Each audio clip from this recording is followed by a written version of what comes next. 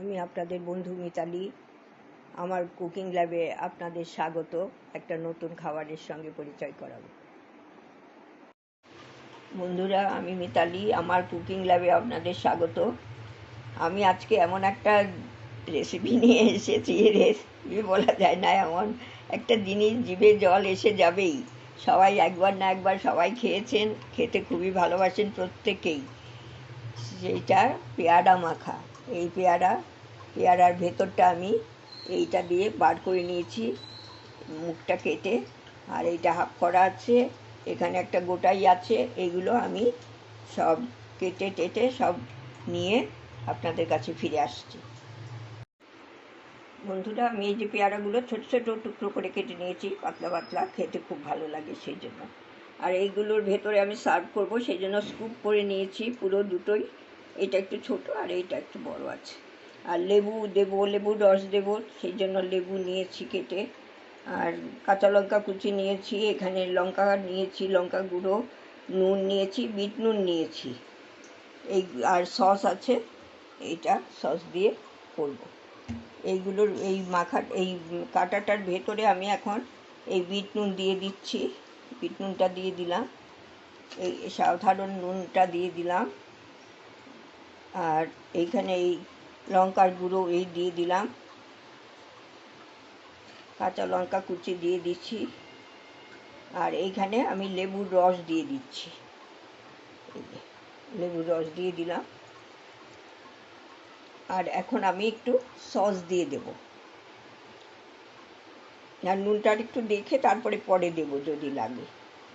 এই সস দিয়ে দিচ্ছি। এখন এই পেয়ারাটা সুন্দর করে মেখে নিতে হবে, খুব ভালো করে মেখে নেব সবগুলোতে, যাতে নুন দিয়ে এটা মেখে কিছুক্ষণ রেখে দিতে হবে, মিনিট 10-15। এটা এই সব মশলাটা মাখিয়ে আমি রাখবো, ঢেকে রেখে দেবো। এগুলো ভালো করে আমি মাখিয়ে নিয়েছি। এইবার আমি এটা রেখে দেবো 15 মিনিট মতো রেখে দেবো। তারপরে আমি ফিরে এসে আর বাদ বাকিটা দেখিয়ে দেবো। বন্ধুরা, আমি ফিরে এসেছি। এটা নুন সব ঠিক হয়েছে, খুব টেস্টি হয়েছে। আর এটা একটু লালচে রকমেরই ছিল।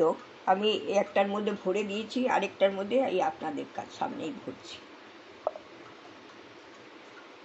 এই যে ভরে দিচ্ছি।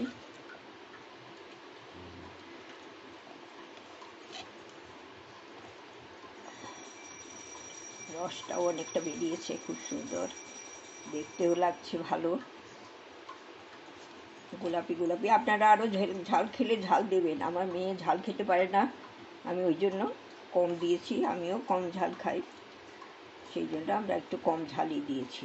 আপনারা যদি খান আরও লঙ্কা, আরও ঝাল, কাঁচা লঙ্কা আরও দিতে পারেন, এমনি শুকনো লঙ্কার গুঁড়োও দিতে পারেন, কোনোই অসুবিধে নেই।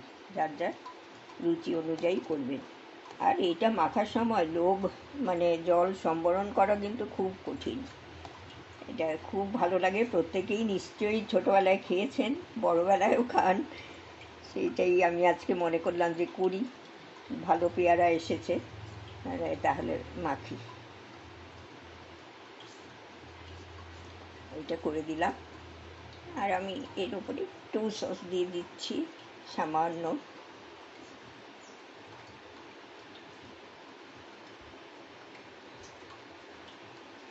আর আপনারা ধনেপাতা যদি খান দেবেন, আমি খাই না সেই জন্য দিলাম না। তাছাড়া পেয়ারার গন্ধটাও অনেকটা নষ্ট হয়ে যায়, আমার কাছে অতটা ইয়ে লাগে না। আপনাদের ভালো লাগলে নিশ্চয়ই দেবেন, তাতে কোনো অসুবিধে নেই। যার যার রুচি অনুযায়ী করে নেবেন।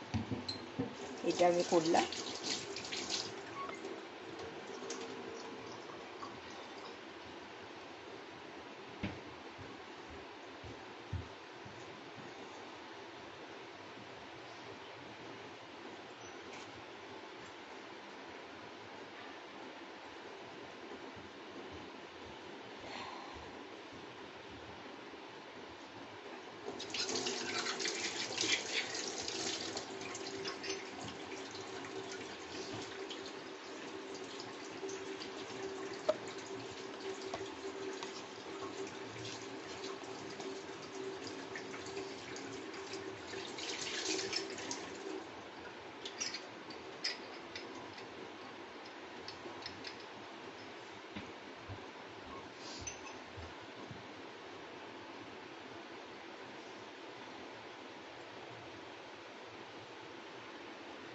বন্ধুরা, আমি একটা স্লাইস এখানে গুজে দিলাম এখানে, আর যে মাখাটা আছে এইখানে রেখে দিলাম। যদি লেবু লাগে তার টুকরো দিয়ে দিয়েছি। আর এটা আপনাদেরকে সামনে সার্ভ করে দিলাম, আশা করি ভালো লাগবে। কীরকম লাগে জানাবেন। এটা খেতে কিন্তু খুব টেস্টি হয়েছে।